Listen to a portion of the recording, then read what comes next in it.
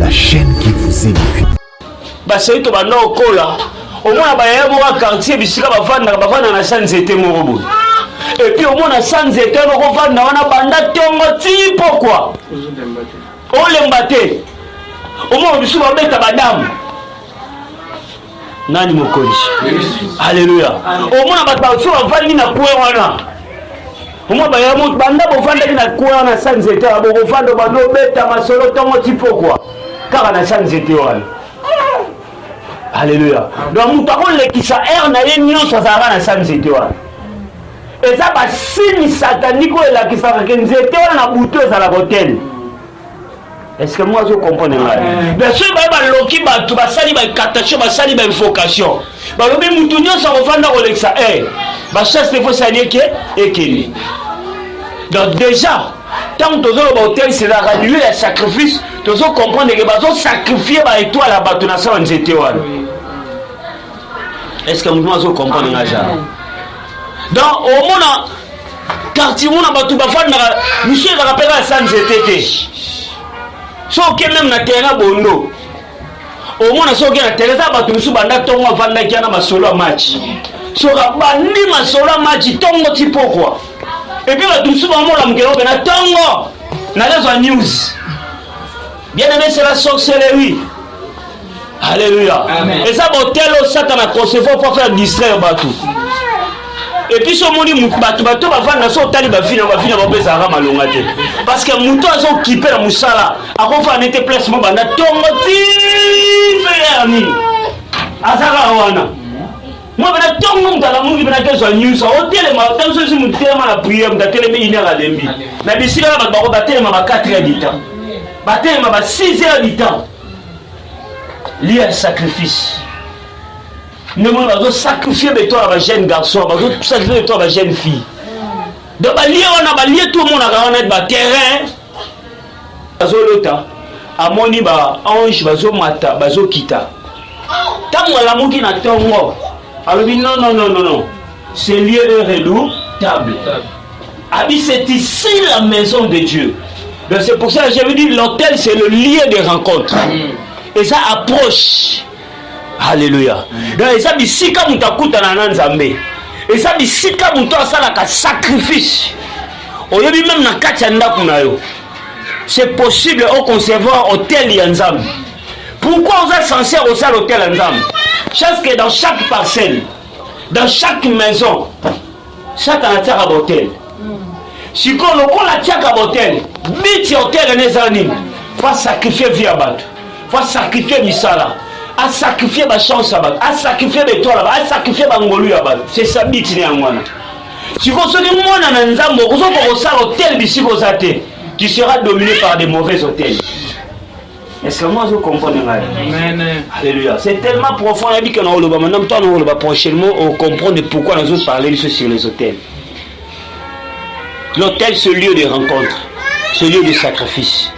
Au moni surtout na ba mapango na biso ebele ya ba famille za na hôtel. Alléluia. Surtout na mapango na biso ebele ya famille. Obi poani. O mona biso kola na panga famille za ngaso mo fandi wenu wa utimboka baye. O ba kiba zo musu wa utimboka baye. Alléluia. Donc mona ga batu bayaka ba yo so mona ngo normal ba bayana ba ngo. Et puis ça la kinzonzi nyonso faut ça la magana lupango. Siko tangu na banyo chambela nzamu comme chou nazo prier. Le Sénat a été répercussion à Kinzondi et Salamana. Moi, il n'a pas Salamana Boutou. HP Media, la chaîne qui vous édifie.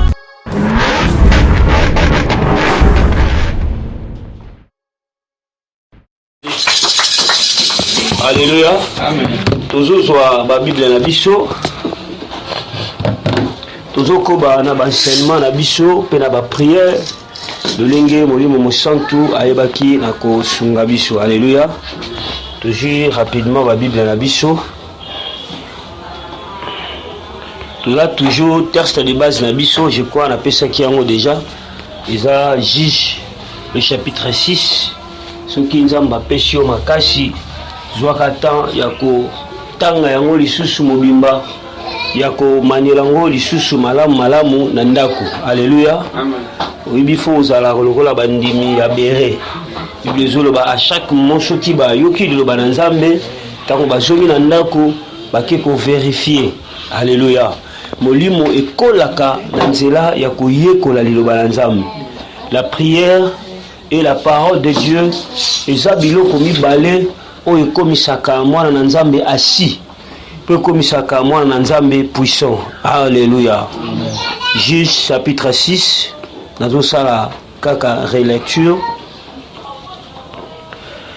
Verset 24. Gédéon bâtit là un autel à l'Éternel et lui donna pour le nom l'Éternel paix. Il existe encore aujourd'hui à Ophra qu'appartient à la famille d'Abiézer.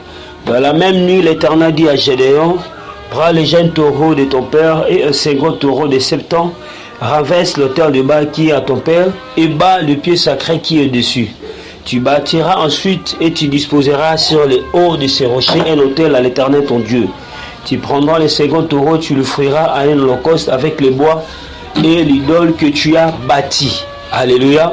Natangi le verset 28. Lorsque les gens de la ville se firent lever de bon matin, voici l'autel de Baal était renversé, le pied sacré placé dessus était abattu, et le second taureau était offert en holocauste sur l'autel qui avait été battu. Alléluia. Toujours rapidement.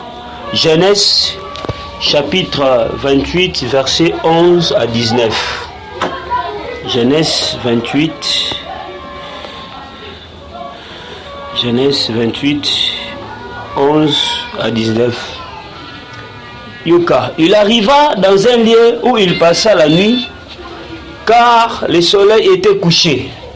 Il prit une pierre dont il fit son chevet et il se coucha dans ce lieu-là.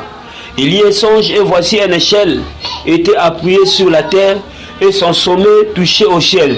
Et voici les anges de Dieu montaient et descendaient par cette échelle. Et voici l'Éternel se tenait au-dessus d'elle et il dit, je suis l'Éternel, le Dieu d'Abraham, ton père, le Dieu d'Isaac. La terre sur laquelle tu es couché, je te donnerai à toi et à ta postérité. Le verset 14, ta postérité sera comme la poussière de la terre et tu étendras à l'Occident, au septentrion, au midi, toute la famille de la terre seront bénies en toi, en ta postérité. Voici, je suis avec toi, je garderai partout où tu iras et je te donnerai dans ces pays, car je t'abandonnerai point, je n'ai exécuté ce que je t'ai dit. Alléluia. Jacob se réveilla de son sommeil, il dit, certainement, c'est en ce lieu, et moi je ne le savais pas. Il lui père dit que ce lieu est redoutable. Et ici, la maison de Dieu. Et ici, la porte des cieux. Jacob se leva de bon matin. Il prit la pierre dont il avait fait son chevet. Il la dressa pour monument. Il versa l'huile sur son sommet. Alléluia. Au Bétheli Yesu Mashiach. Verset 19. Il donna à ce lieu le nom de Bethel. Mais la ville s'appelait auparavant Luz. Luz. Bien-aimé dans le Seigneur, dans mes kotali sabiso, hôtel. N'expliqua Kibiso comment Gédéon, premièrement, de lui-même, Gédéon a bâti l'autel pour le Seigneur. Alléluia. Amen. Et Bible les autres Sabiso, tant que Gédéon a bâti l'autel, Nzambe a sepelé un hôtel à Gédéon. Gédéon a baptisé moi-même Combo éternel et ma paix. Pourquoi? Parce que ma prophétie, ma révélation, ange appelle ça qui Gédéon. Malgré tout, Gédéon zala qui kobanga, mais ma révélation au ange atali ça qui est. Et puis ça qui Gédéon assurance. Et puis ça qui Gédéon force. Or, na époque wana, Israël et bandaki koleka na bitumba makashi. Israël ezala qui assiégé. Israël ezala qui dominé par ma peuple oyotobengi ba Madianites. Bible solo ba Madianites et lokoni bande ko sala soki Israël aloni ba Madianites il faut baya babuka bilona na bango. En d'autres termes na kokoloba Israël ezo sala be fort mais ba effort o bazo sala et bande ko buya ko aboutir na résultat te. Eza ndenge moko na kati ba vie na biso. Au mona mutazo sala be fort rebelle mais résultat malonga te.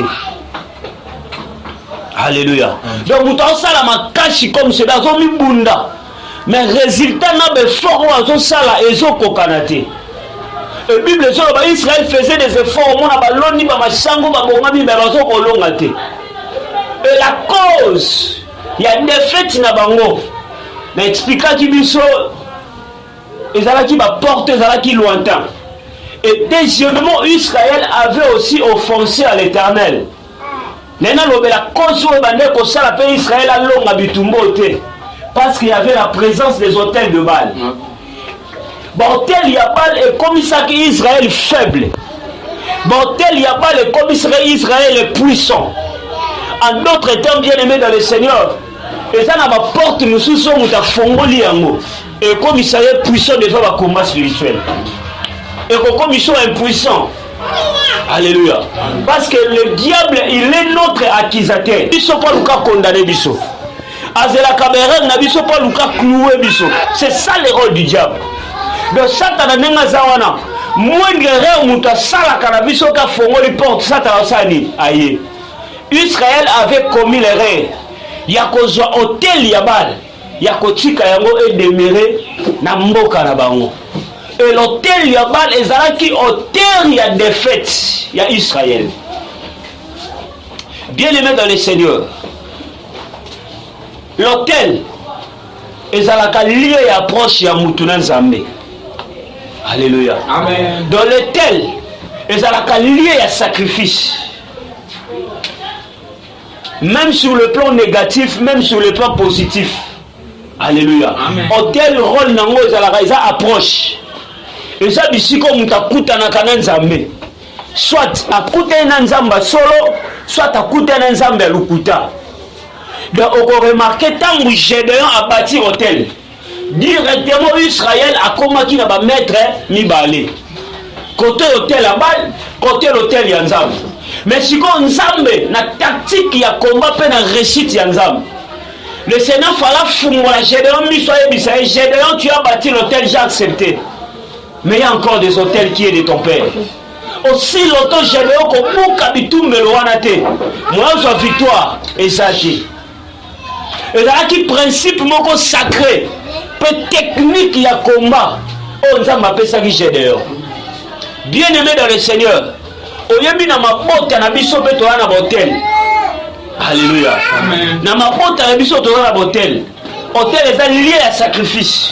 Est lié à approche ya banzambe. Alléluia. Oyemi bisika nyoso bandoki basala ka réunion wana. Place wana komi les hôtels. Et ça déjà tout me pour na ba. Ya on a chaque biso lelo mutu nyoso na huile d'olive. To sala prière. Na opesa opé technique ya mwana na nzambe. O akoki ko concevoir hôtel bisika zali. Parce que le colinga te non za le pan au vendre hôtel ezali. Na quartier au vendre hôtel satanique existe.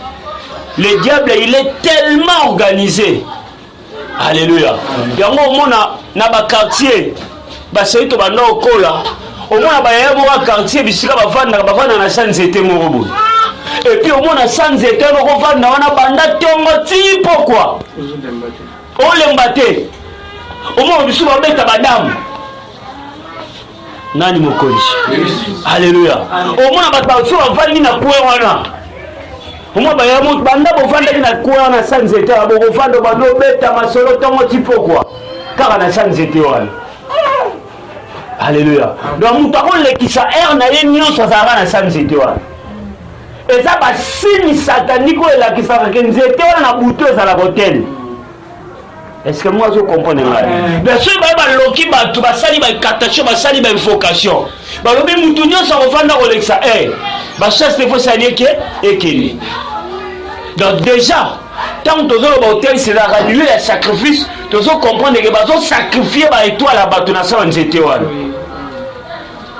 Est-ce que moi je comprends déjà? Donc au moins quartier on a battu ba fana monsieur va rappeler à sans jeté. So que même na terrain bondo. Au moins so que na terrain ça battu musu banda tongo vanda kiana masolo match. So bandi masolo match tongo tipo quoi. Et puis tout souvent moi la mukelo na tongo na les news. Bien aimé c'est la sorcellerie. Alléluia. Et ça, l'hôtel, Satan a concevoir pour faire distraire Batou. Et puis, ce monde dit Batou va faire un tali va finir ça va malongate. Parce que Mouton a son kippé la moussala. A refait un été placement banda tomati ferni. Azara wana. Moi bana tongo mutala mungi bana kezo news hôtel ma tant so mu tema la prière mutala me inera lembi. Na bisila ba ba batela ma 4h du temps. Batela ma 6h du temps. Lié à sacrifice. Nous allons sacrifier de toi à la jeune garçon, nous allons sacrifier de toi à la jeune fille. Donc, on a lié tout le monde à un terrain. On a tiré les bains, on a dit macho, macho, donc, donc, tu peux passer toute la journée, on a la discussion. Ceux qui nous ont fait comprendre que c'est hôtel. Ça approche, on va sacrifier. Alléluia. Pour moi, même dans le quartier, si on remarque ça, je ça. Au moins, si on a trop, on a trop, mais la diable, on a trop petit peu quoi. Groupe monsieur Kei. Biti kaka muna sali hôtel, on a pas ben dans sacrifier batu baton. À sacrifier batu bétoile. L'hôtel, c'est le lieu des rencontres des esprits. Or, spirituellement aussi sur le plan positif. Moi, dans Nzambe, il faut aller au salle à hôtel. Bible dit Jacob. Jacob a lali. Tant a lali na butu a tienin. Jacob a sacrifié son temps. Sa butu na repose en la présence de Nzambe. A lali a tienbo a lembi. Bible dit na butu Jacob a zolota. Amoni ba ange bazo mata bazo kita. Tant a lamuki na tongo. Alors non. Ce lieu est redoutable. C'est ici la maison de Dieu. Donc c'est pour ça que j'avais dit l'hôtel c'est le lieu de rencontre. Et ça approche. Alléluia. Donc et ça ici comme tu as na Nzambe. Et ça ici comme tu as ça la sacrifice. Oyebi même na kati ndako na yo. C'est possible au concevoir hôtel ya Nzambe. Pourquoi on est censé au salle hôtel à Nzambe? Parce que dans chaque parcelle, dans chaque maison, chaque terre à hôtel. Si on a tiak à hôtel, biti hôtel n'est pas il faut sacrifier via bat, faut sacrifier misala, à sacrifier ma chance à bat, à sacrifier des toiles, à sacrifier bangolu à bat. C'est ça biti n'est en si on se dit moi dans Nzambe, on va salle hôtel bisi bozate, tu seras dominé par des mauvais hôtels. Est-ce que moi je comprends? Alléluia. C'est tellement profond. On a dit que nous prochainement on comprend pourquoi nous autres parler sur les hôtels. L'hôtel, c'est le lieu de rencontre, c'est le lieu de sacrifice. Au moins, surtout, n'a pas on a biché belé à ma famille dans un hôtel. Alléluia. Surtout, n'a pas on a biché belé à la famille. Au lieu pour Annie, au moins, on a biché au colon pour ma famille dans un sous famille où nous avons gabaye. Oh bah qui va dire nous sommes au timbo gabaye. Alléluia. Donc on a gaba tubayaka, bon yo sommes on normal batbaya na bango. Et puis ça là kinzon zinyoso faut ça la marana lupango.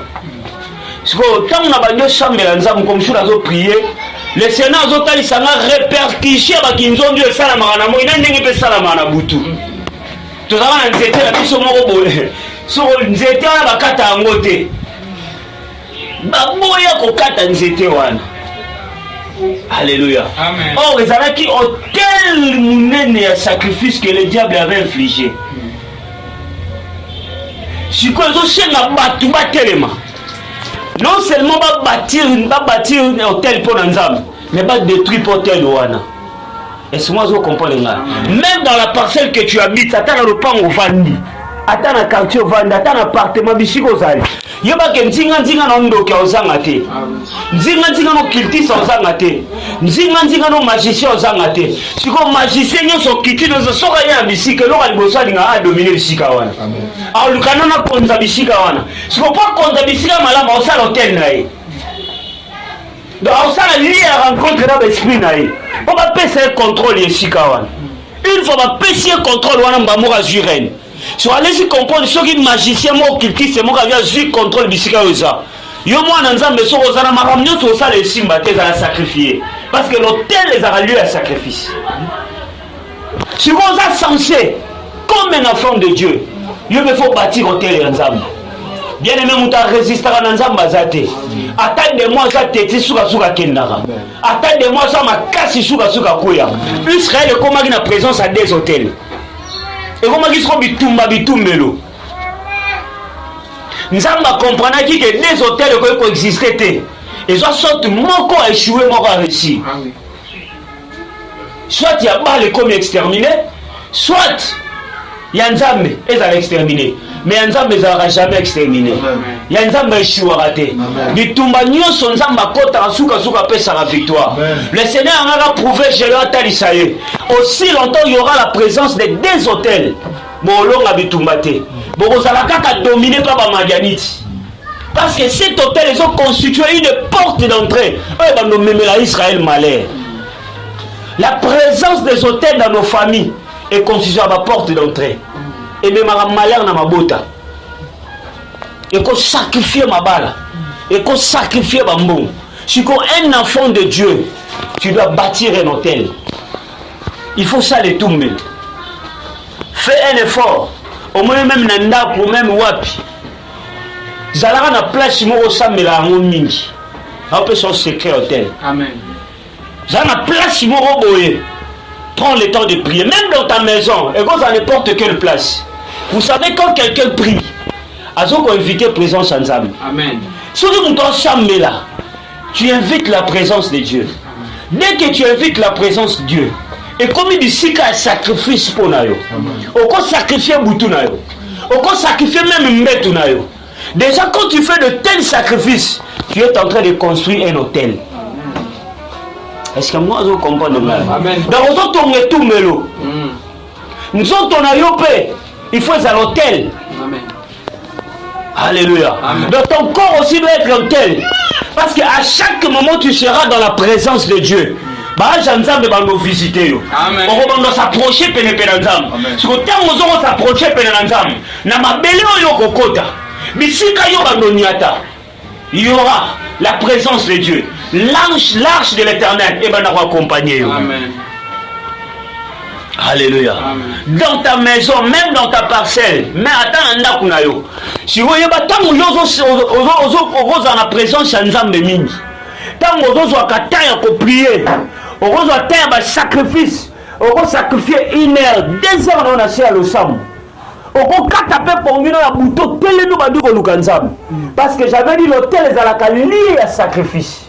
Parce que ndoki akoba na koloka di premier ti au 30 ya rappel sacrifice à sala.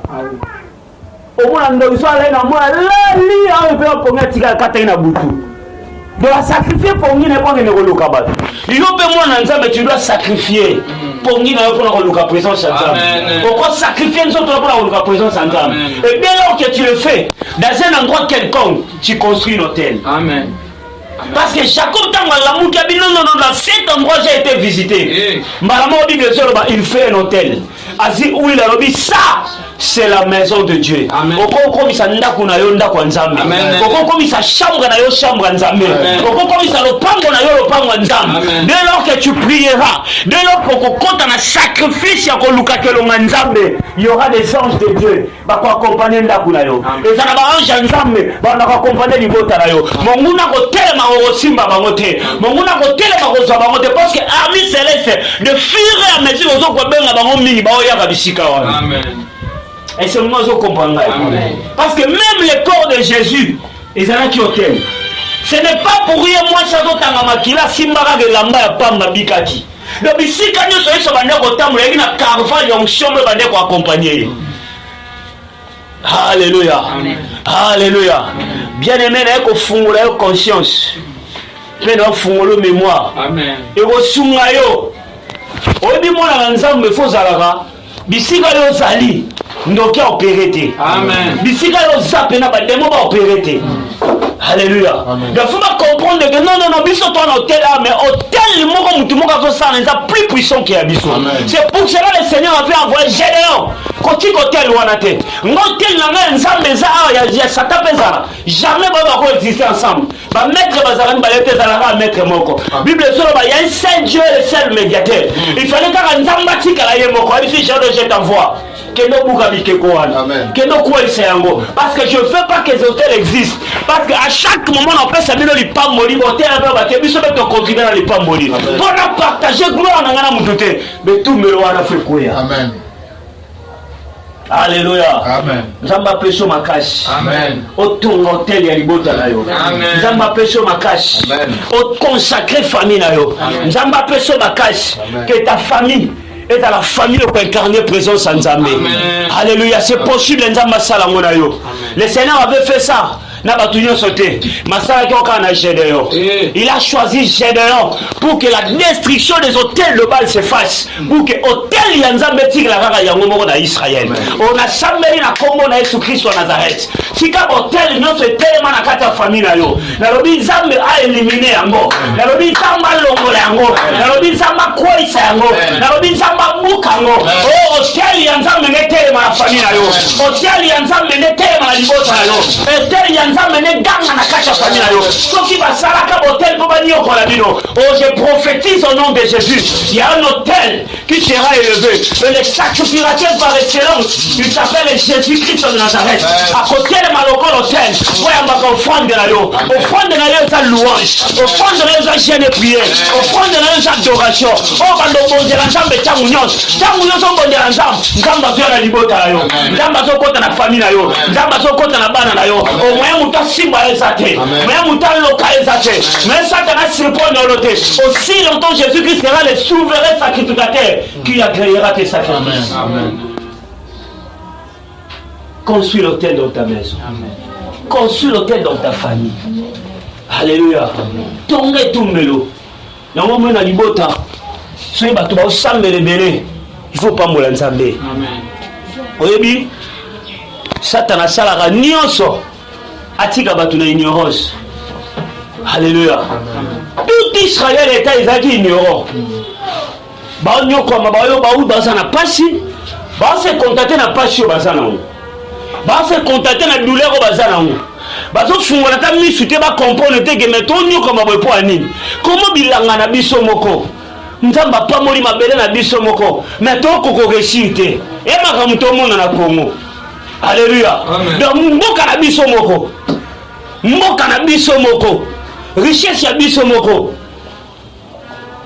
Mabele ya biso moko. Lipamboli ya biso moko. Mais biso moko ba Congolais to ko bénéficier la lipamboli na biso te. Toyoka kana sango coltan, zinc, ning. Toyoka ngora na sango. Alléluia. Au moins batu misusu ne bazo tirer profit. Bazo tirer bénéfice na mboka ya biso moko. Donc Israël zaki soka loni. Abi que ti tolo na boto buka na biso ngote. Donc passion to zomo na pamba le Seigneur avait béni Israël. Ba meilleure production ya pays. Ba ngomoko bando sepela la ngote. Ba payane ba oya so ba bia ba loni ba buki ba yibi ba ke. Alléluia. Nzamba pamboli biso ba biso moto bénéfice na biso li pambola ngote. Oka ba pays voisin ya komio ba obi ko produit coltan. Ba obi ko sala ba cuivre. Ba sali zintel. Ba sali zin na richesse oza bangote. On a ma belon nzamba pesi bakote bazo sala ici na richesse nzamba pesi Congo. Na sambeli nzamba pesa ba Congolais récolte. On a sambeli nzamba fongola biso misu. Na sambeli nzamba fongola biso matoli. On a sambeli nzamba pesa biso violence. Donc comprendre que les pamboli a biso to kobata matere ya biso. On nzamba pesi biso muto sala la mote. On nzamba pesi biso muto so la mote. Israël comme ils sont loni batu misu ba eko bukela bango. Kolo dans la page mais bango ba bukate ba sepelate. Alléluia. Ce que ça la hôtel ou batel ça na mboka Congo. Que Jésus-Christ a tellement. Après ça hôtel wana. Ozo salete ba nguna ba dominer biso. Ozo salete ba nguna ba peser. Bien aimé, là où il y a la présence des mauvais hôtels et comme il sera tout faible. Israël a commencé faible parce qu'il y avait des hôtels Yabal. Et si il s'agit ba makasi yanguya. Ya monja metanga kutena sheria fongole mus. Fallait que ça no sheria pesinga ndimi. Zonga na nkuna. Kendo bukanali. Amen. Alléluia. Amen. Tout le monde va. nazoka toloba kolo Yesu loba kolo Yesu pesanga makasi na telema fungolanga miso na comprendre bisika nazali ngai nde mwana nzambe il faut na dominer il faut na régner bisika na vanda bisika na tambola ba mille ya fréquentation na ngai bisika na kotaka bisika na nyataka soki eza na botel soki eza na betumbelo ya satana oyo basala présence na ngai bitumbelo wana ekoexiste te ekoexipporte te au nom de Jésus nayoki yo te au nom de Jésus au nom de Jésus nakoti na famille na ngai natie na botata natie na bomama botele nyonso basala po basakrifie betoile na biso po basakrifie mapangoli na biso po basakrifie baministère na biso po basakrifie badon na biso nazoloba botele wana kake ya moto elanda yango epanzana kake ya moto elanda yango epanzana na kombo na Yesu na kombo na Yesu na kombo na Yesu na kombo na Yesu lieu de rencontre nyonso oyo esala hotel oyo eza na famille yanga kote botata kote bomama bisika basanganaka bisika basalaka réunion baparlema na bango oyo basala po baloka biso po bakweyisa biso po bamela biso po babundisa biso lelo na telemi na nguya molimo mosantu naye koloba bisika nyonso lieu de rencontre ya bandoka famille lieu de rencontre ya kote ya botata lieu de rencontre ya kote ya bomama epanzana beta maboko epanzana nazoka te beta maboko epanzana